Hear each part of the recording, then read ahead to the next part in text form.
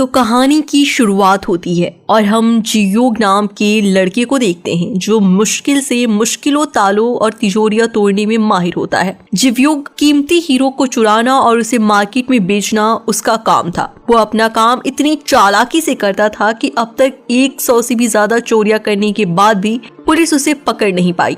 एक दिन अपने मिशन पर बड़ी बिल्डिंग में घुसकर करोड़ों की कीमत वाला एक पत्थर चुराने की तैयारी कर रहा था। क्योंकि ये कोई आम तिजोरी नहीं था, इस तिजोरी को तोड़ना लगभग नामुमकिन था। लेकिन हमारे जियो के लिए तो ये सब बाएं हाथ का खेल है। वो ताले को तोड़कर उसमें रखे पत्थर को चुरा लेता है और सारे गार्ड को चकमा देकर भी बाहर निकल जाता है। लेकिन निकलते टाइम उससे मिस्टेक होती है और वो एक कीमती पत्थर वहीं पर टूट जाता है। बेचारे की सारी मेहनत मिट्टी में मिल गई, लेकिन उसने हार नहीं मानी और वैसा ही हूबहू पत्थर बनाकर तैयार कर दिया। फिर वो उसे बेचने के लिए एक मशहूर दुकान में गया, लेकिन दुकानदार उसको देखते ही पकड़ लिया ये नकली पत्थर है और वो दुकानदार पत्थर लेने से साफ मना कर दिया। लेकिन हमारी मेन कैरेक्टर जिव्युग दुकानदार को धमकी दे डाली। उसने कहा अगर पत्थर नहीं लिया तो पुलिस के सामने उसकी हीरे की डायलिंग करने का पोल खुल जाएगा। तो इस पर दुकानदार डर जाता है और हार के दुकानदार को पत्थर लेना ही पड़ा। जियो का एक बेस्ट फ्रेंड जॉन जो उसका पार्टनर था, उसकी खासियत थी कि वो मामूली सी चीजों को भी विस्फोटक बना देता। इस चोरी के बाद जियोग नकली नोट छापने का फैसला किया। उसने नोट तैयार कर लिए, लेकिन उन पर शराब डालते ही अक्षर मिट जाते। जब बात नहीं बनी तो दोनों ने हीरो की एक दुकान लूटने का फैसला किया जिसमें लगभग 3 करोड़ का माल था। लेकिन ये काम इतना आसान नहीं था क्योंकि दुकान के चारों ओर सीसीटीवी कैमरा लगे थे। कैमरे को हैक करने के लिए उसे जबरदस्त हैकर की जरूरत थी। तो इस काम के लिए उनका हैकर होगा जेके। उसके बारे में अफवाह थी कि एक बार उसने पैसों के बदले अपने ही साथियों को पुलिस को पकड़वा दी थी, लेकिन फिर भी जियोग उस पर भरोसा करके उसे अपने साथ कर लिया। इसके बाद जियोग की दोस्ती जूना नाम की एक लड़की से हो जाती है जो ऐसी ही कीमती चीजों में इंटरेस्ट रखती है। एक दिन दोनों एक जगह घूमने गए जहां युग ने उसके गले का हार देखा। जूना बताती है कि उसके पिता ने उसे तोहफे में दिया था। इसके बाद वो दोनों एक ज्वेलरी की दुकान पर उस हार की जांच करवाने जाते हैं जहां उसे पता चला कि उसे हीरे की कीमत लाखों में है। उसी वक्त सबसे नजर चुराकर जियोग ने एक सूटकेस सोफे के नीचे खिसका दिया और वहां से चलता बना। फिर वो एक और दुकान में जांच कराने के लिए पहुंच गया। वहां भी यही नतीजा निकला और यहाँ वही दुकान है जहां जियो चोरी करने का प्लान बना रहा होता है। उसने देखा कि सीसीटीवी कैमरा कहाँ लगे हैं और कितने कमरे हैं और कितने गन मौजूद हैं। अंत में उसने हिसाब लगाया कि 10 मिनट के अंदर अंदर ये चोरी पूरी करनी होगी। चोरी वाले दिन दुकान में सूटकेस छोड़कर गया था, उसे विस्फोट हो गया जिससे सारे गार्ड्स का ध्यान भटक गया।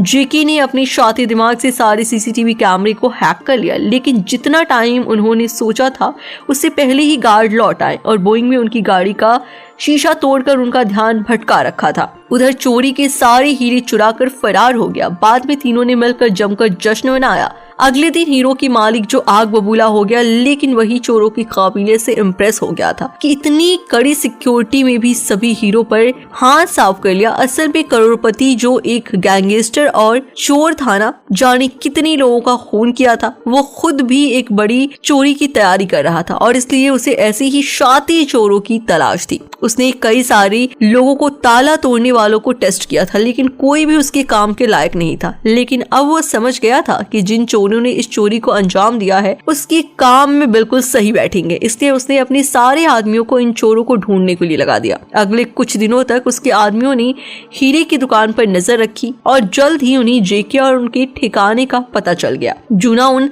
तीनों से मुलाकात की और अपनी चोरी में हिस्सेदारी बनने के लिए उन्हें 5% कमीशन देने का वादा किया। वैसे ही इनके पास कोई चॉइस था भी नहीं, क्योंकि अगर इन्होंने मना किया तो जियो पूरे परिवार को मार डालेगा। आखिरकार जियो मैन था और जूना उन्हें बताया कि लगभग 200 करोड़ का काला धन है जो शिप के जरिए कोरिया में आने वाला है।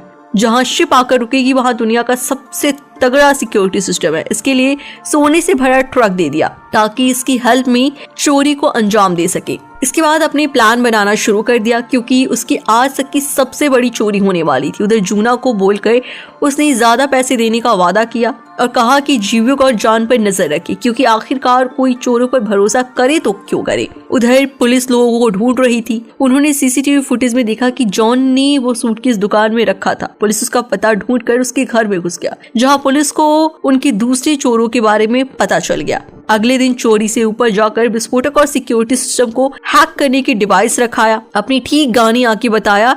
जीवक ने जॉन को कहा कि चोर को धोखा देकर सारा पैसा अपने पास रख लेते हैं, लेकिन जीवक के प्लान के बारे में जॉन को पता चल गया और उसे सारी खबर दे दी, जो कि बहुत गुस्से में आया, लेकिन उसे बात से निपटने का फैसला किया, क्योंकि अभी उसे उसकी जरूरत है। इसके बाद वो फ्रेंड से मिलने गया, लेकिन अचानक गायब हो जाने से बहुत नाराज थी। जब वो नहीं मानी तो उसने बताया कि उसके पिता ही उसके गुरुदा ऊना का बाप है। जीवक को चोरी की दुनिया में लाया था। एक समय पर चोरी चकारी छोड़ना चाहता था, लेकिन उसके लिए उसी दिन पार्टनर चन मार डाला। ऊना को उसकी किसी बात पर यकीन नहीं हुआ और वहां से चली गई। कुछ ही देर में चौकी लोग उनको किडनैप कर लिए ताकि जियो ऑन को धोखा ना दे सके। अगले दिन चोरी को अंजाम देने गया और सारे चोर पोर्ट में घुसने में कामयाब हो गए।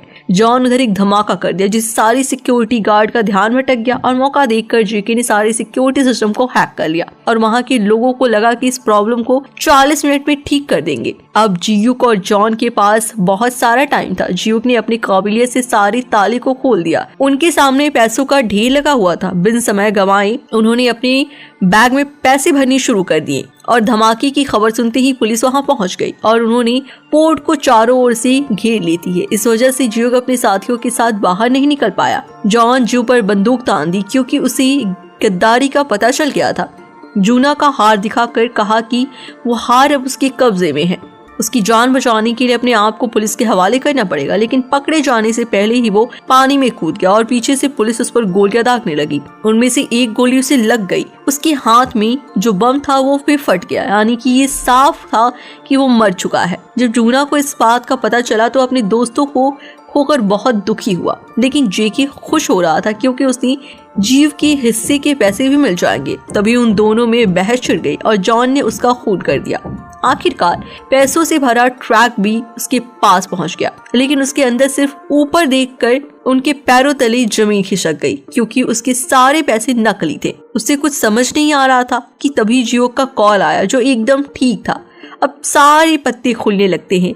असल में शुरुआत में जो हुआ जियो के प्लान का भी एक हिस्सा था, जो मिस्टर हो की मौत का बदला लेना चाहता था। सबसे पहले उसने जो नकली पत्थर बेचा और उसमें माइक्रोफोन लगा दिया, क्योंकि वो जानता था कि वहाँ अक्सर खरीदारी करने जाता है, और उसके प्लान के मुताबिक बिल्कुल वैसा ही हुआ। तो उन्हें वो पत्थर खरीद लिया। उसकी बातें सुनकर जीव को पता चला कि शाती चोर की तलाश में उसे जानबूझकर हीरे चुराए ताकि जो भी उसकी नजर में आ जाए, लेकिन वो खुद ही उसके लिए सबूत छोड़ रहा था। जॉन भी जीव का साथी था। वो चौथी साथ होने का नाटक भी कर रहा था। जीव को पकड़ने आई पुलिस वो भी नकली थी, और तो और उसे लगने वाली गोली भी नकली। उधर पुलिस ने जीव को पकड़ने का नाटक कर रही थी। इनको भी बचा लिया और जॉन को पैसे के नाम पर कुछ नहीं मिला। वहाँ ऊपर से पुलिस को इनकी खबर दे दी गई और पुलिस पहुंची। पुलिस ने चौके आदमी को मारामारी शुरू हो गई। फिर जहां से ऊना को कैसे छुड़ा लिया। अपनी प्लान को पोपट होता देख जॉन भी वहां से भाग निकला।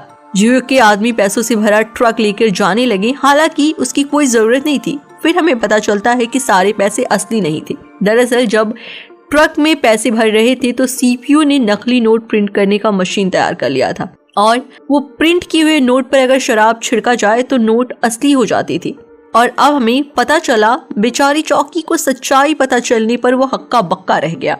अब जॉन की सारी पोल खुल गए।